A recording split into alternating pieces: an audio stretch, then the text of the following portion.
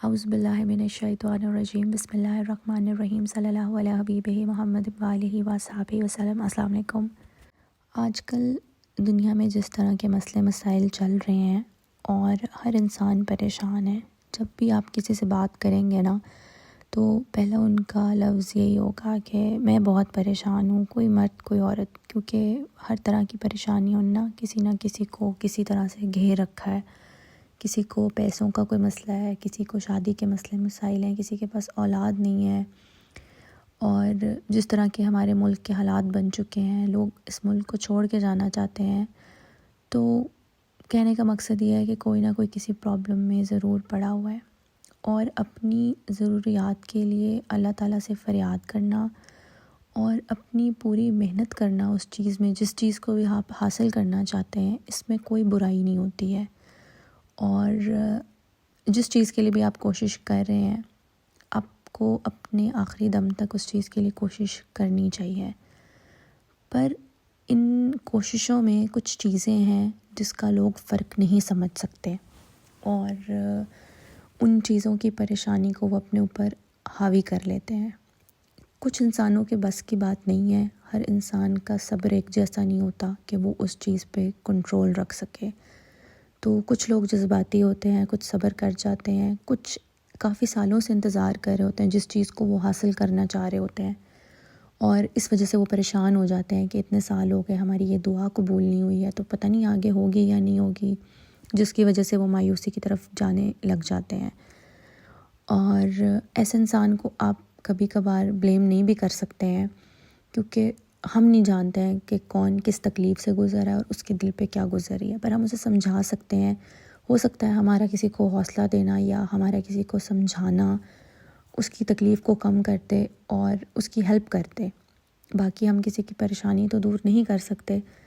تو اس کو تسلی ضرور دے سکتے ہیں۔ اچھا، میں ایک چیز یہاں پہ بتاؤں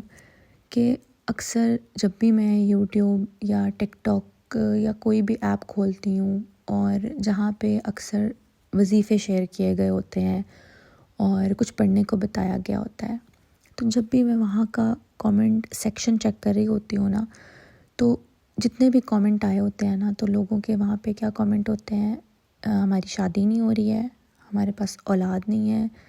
اور اکثر خواتین کے میں نے ایسے کامنٹس دیکھے ہیں کہ پلیز دعا کریں، ہماری شادی کو 12 سال ہو گئے ہیں، 10 سال ہو گئے، ہمارے پاس اولاد نہیں ہے، اور بہت شدت سے انہوں نے وہاں پہ وہ لکھا ہوتا ہے، پتہ چل رہا ہوتا ہے ان کی شدت کا اس کامنٹ سے کہ وہ لوگ کتنے پریشان ہیں۔ اور اگر وہ اللہ سے مانگ رہے ہیں، ان کا حق ہے، بے شک مانگے، پر یہاں پہ ایک سوال میرے ذہن میں یہ آتا ہے اکثر کہ کوئی بھی ایسا انسان کیوں نہیں ہے دنیا میں، یا ہوں گے، مجھے نہیں پتہ اس چیز کا، پر جو میجورٹی زیادہ تعداد میں لوگ دیکھنے کو ملتے ہیں، وہ لوگ اللہ تعالیٰ سے کوئی چیز ہی مانگ رہے ہوتے ہیں۔ کبھی میں نے یہ نہیں کسی کامنٹ میں دیکھا کہ اللہ ہمیں آپ سے ہدایت چاہیے، یا ہمیں آپ سے آپ کی محبت چاہیے، یا ہمیں حضور پاک صلی اللہ علیہ وآلہ وسلم کی محبت چاہیے۔ ہر کوئی ایک دنیاوی چیز ہی مانگ رہا ہے، اور یہ چیز کافی پریشان بھی کرتی ہے، کیونکہ جو ہماری زندگی کی پہلی دعا ہونی چاہیے ہر مرد عورت کی، ہر مسلمان کی، وہ تو اللہ کی محبت کو مانگنا ہونا چاہیے، کیونکہ اللہ کی محبت تو ہمیشہ رہنے والی ہے۔ اگر جو دنیا کی چیزیں آپ مانگ رہے ہیں وہ آپ کو مل بھی جائیں گی، اور جتنی بھی آپ زندگی لے کر آئے ہیں، چاہے وہ 60 سال، ایک لمٹ آپ کو چلو میں بتا دوں، یا 80 سال بھی کر لو، وہ اس کے ساتھ ختم ہو جانی ہے۔ تو ان چیزوں پہ آپ اتنا فوکس کیوں کرتے ہیں جو بہت زیادہ عارضی ہیں؟ ان کا مانگنا منع نہیں ہے، پر ایک پوائنٹ ہے کہ انسان تو گھاٹے کی طرف نہیں جانا پسند کرتا۔ کون چاہے گا آج کل کہ میں کسی بھی گھاٹے کی طرف جاؤں یا میں کوئی گھاٹے کا سودا کروں؟ تو ہم اپنی زندگی کے ساتھ ایسی چیزیں کیوں کرتے ہیں جو کہ اتنی اللہ تعالیٰ نے ہمیں عطا کی ہے، ایک اچھی چیز، خوبصورت چیز، بے شک اس میں آزمائشیں ہیں، پر اللہ نے، اب آپ ایک چیز سوچیں کہ جب آپ پیدا ہوئے اس سے پہلے بھی ایک دنیا چل رہی تھی، لوگ آ رہے تھے اس دنیا میں، لوگ اس دنیا سے جا رہے تھے، آپ کا کوئی نام و نشان نہیں تھا، اور جب اللہ تعالیٰ نے آپ کو اس دنیا میں بھیجا تو اللہ نے سوچا ہوگا نا، اللہ نے یہ چاہا ہوگا یقیناً کہ باقی تو کچھ لوگ جو دنیا سے آئے اور چلے گئے، جس میں میرے کوئی فرما بردار تھا تو کوئی فرما بردار نہیں تھا، پر اب میں جس انسان کو بنا رہا ہوں تو میں اس سے یہی امید رکھتا ہوں کہ یہ میرا بندہ بن کے رہے گا یا یہ میری بندی بن کے رہے گی۔ پر ہوتا کیا ہے کہ جب ہم لوگ یہاں پہ آتے ہیں اور جب پھر ہم ہوش سنبھالتے ہیں، ہم دنیا کو دیکھنے لگتے ہیں، جاننے لگتے ہیں، ہمیں سمجھ آنے لگتی ہے، تو ہم یہاں کی چیزوں میں انوالو ہو جاتے ہیں۔ ہم ان دنیاوی چیزوں کو دنیاوی چیزوں کی طرح لے کر کیوں نہیں چلتے ہیں؟ ہر کسی کو ایک سپیڈ میں چلنا ہے، ایک کمپٹیشن میں رہنا ہے، پتہ نہیں ایسا کیوں ہے۔ اور یہ افسوس کی بات ہے کہ ہم اپنے لیے صرف نقصان زیادہ سوچ رہے ہیں۔ اور میں حیران ہوتی ہوں جب میں اس دنیا کی طرف دیکھ رہی ہوتی ہوں کہ جن کے پاس اولاد نہیں ہے وہ بھی رو رہے ہیں، اور جن کے پاس ہے وہ بھی رو رہے ہیں کہ کچھ نہیں، بلکہ آج کل زیادہ کیسز اس طرح کے ہیں کہ جس میں بچوں نے اپنے ماں باپ کو بہت پریشان کیا ہوتا ہے۔ اور اللہ تعالیٰ نے یہ چیز قرآن میں فرمائی ہے کہ تمہارا مال اور تمہاری اولاد تمہارے لیے آزمائش ہے۔ تو اگر کسی کے پاس اولاد نہیں ہے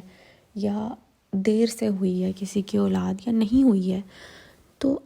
یہ اللہ تعالیٰ کو بہتر پتہ ہے۔ اگر کسی کے نصیب میں کوئی اگر کسی کی شادی نہیں ہوئی ہے، کسی کو کوئی لڑکی نہیں ملی ہے، یا کسی کے پاس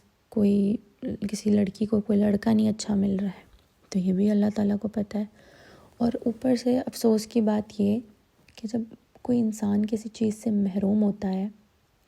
اور ایک انسان جس کو وہ چیز عطا ہوئی ہوتی ہے تو وہ اس کو اس چیز کے تانے دے رہا ہوتا ہے کہ بھائی اگر آپ کے پاس وہ سب چیزیں ہیں جو کسی دوسرے کے پاس نہیں ہیں تو اس میں آپ کا کوئی کمال نہیں ہے، اور اگر کسی کے پاس کچھ نہیں ہے تو وہ اس کا قصور نہیں ہے۔ اور چیزوں کا دکھاوا تو ہے ہی صحیح، اس کے ساتھ ساتھ لوگوں میں عبادت کا دکھاوا بہت زیادہ ہے۔ اگر کوئی نیک ہے تو وہ ایک ایسا انسان جو زیادہ نیکی نہیں کر سکتا اس کو وہ برا بھلا کہہ رہا ہوتا ہے کہ تم تو ایسے ہو، تم تو ویسے ہو۔ اس کو سمجھانے کے بجائے، اپنے اخلاق سے اس کو اچھائی کی طرف لانے کے بجائے اس کی برائی کی جا رہی ہوتی ہے، کہ اس کو ٹونٹ کیا جا رہا ہوتا ہے کہ تم تو ایسے ہو، بیکار آدمی ہو تم تو، اور اس طرح انسان دل چھوٹا کر جاتا ہے۔ تو ان شارٹ اگر اس بات کو چھوٹے لفظوں میں بیان کیا جائے تو میں یہ کہوں گی کہ اپنی زندگی کی جو لسٹ ہے نا آپ نے دعاؤں کے لیے بنائی ہوئی ہے، اس میں سب سے پہلے جو آپ نے دعا رکھنی ہے نا، وہ آپ نے یہ رکھنی ہے کہ آپ کو اللہ تعالیٰ سے اللہ تعالیٰ ہی چاہیے، اور آپ کو حضور پاک صلی اللہ علیہ وآلہ وسلم کی محبت چاہیے۔ باقی آپ کی جتنی بھی دعائیں ہیں وہ بعد میں آتی ہیں، اور ہم نے جو دعائیں اتنا معنی نہیں رکھتی ہیں، ان کو ہم نے پہلے نمبر پہ رکھا ہوتا ہے، جن کا ہمیں کوئی حاصل ہی نہیں ہے کچھ جن سے۔ تو ان دعاؤں پہ زیادہ فوکس کریں، باقی دعاؤں پہ کم فوکس کریں۔ جب آپ ان دعاؤں پہ فوکس کریں گے تو آپ کو باقی سب بھی مل جائے گا۔ وہ کہتے ہیں نا، جس کو اللہ مل گیا اسے سب کچھ مل گیا۔